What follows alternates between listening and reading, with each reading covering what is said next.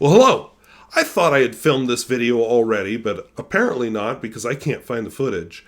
So, this summer I was given the opportunity to try out two fountain pens loaned to me by Palmer's Pens, which is a Instagram pen review channel. Do they call them channels on Instagram? I've got Instagram, I just don't remember what they're called. Anyway, I'll put a link to it down below. But Palmer's Pens. Anyway, Palmer's Pens loaned me two pens. I did a Narwhal, which I've done my first impression of that. And the other one, because he knew I am into vintage pens, was he had this vintage, probably 1970s Waterman's pen. Now, I did make an attempt to figure out what this pen was. I never did figure out its model, so if you know, please feel free to jump in. So let's take a look at it. Oh, as you can see, this is kind of a 1970s looking pen. I don't know. I'm filming this rating sample before I did any research on the pen, but just looks 70s-ish to me. I kind of like the angled finial. You find the same thing on the modern Hemisphere. And the other end is just, injection molded. We've got the word, focus, Waterman here. Waterman's, and then made in the USA, which is another sign of when it was made. But fairly simple student pen is what I think. Now, I was surprised when I uncapped it. Definitely, pretty standard section, except the grooves on either side are kind of interesting. But did you see the nib? This is one of those conical nib, Triumph nib. So it's kind of wrapped around the feed, which that's kind of neat. So my guess as soon as I saw the pen is it's got to be a cartridge filler, and it is. And when I looked at the cartridge, this is a pretty old school cartridge. I've never seen one with a metal cap, so that was neat. And it has a very narrow opening. And it's stained blue because, it's old. It's probably been refilled a few times. So what I'm going to do is I'm going to fill it up with Parker Quink washable blue because I don't want to, add my own stains to it. I'm not going to fill it the whole way, but I'm going to use this ink syringe.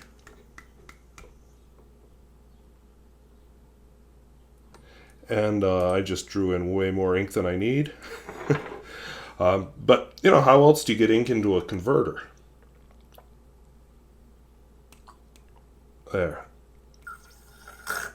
I'll have to remember to wash that off before I get the ink dried in it. But, yeah, that's pretty much how you refill a cartridge. I'm just not refilling it the whole way. And then it seats in here. It's kind of a squishy cartridge, which is nice. Do this over a paper towel, maybe. Because one thing you can do if you're trying to saturate the feed is just squeeze a little bit. Then it'll push there, like that. It'll push the ink down in. So, let's reassemble the pen. See how this bad boy writes. I've been curious about this one. I know it's usually European pens that I look at, or other weird ones, but where we go.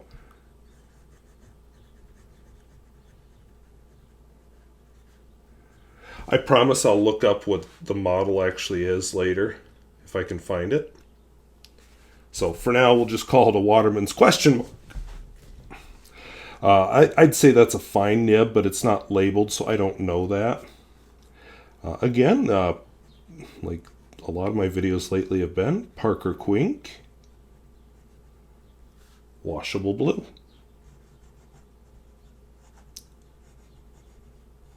If you have a loaner pen, it's always good to put a nice safe ink in it.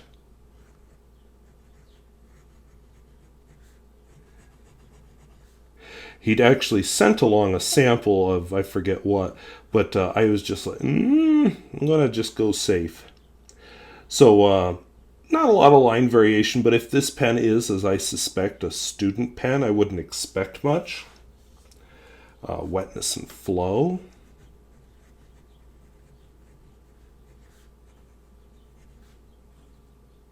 I seem to be naturally holding this a little higher. Very narrow pen. Yeah, not bad, not, amazing, but not bad. It's a drier pen.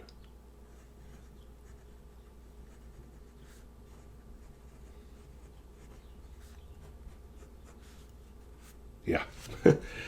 Contrast that with the last pen I wrote with. Same ink. Night and day difference. And reverse writing. And if it's from the 70s, I suspect it has an ebonite feed. Oh. All right, not a pen for reverse writing. And finally, the world famous Peer Gustafson test.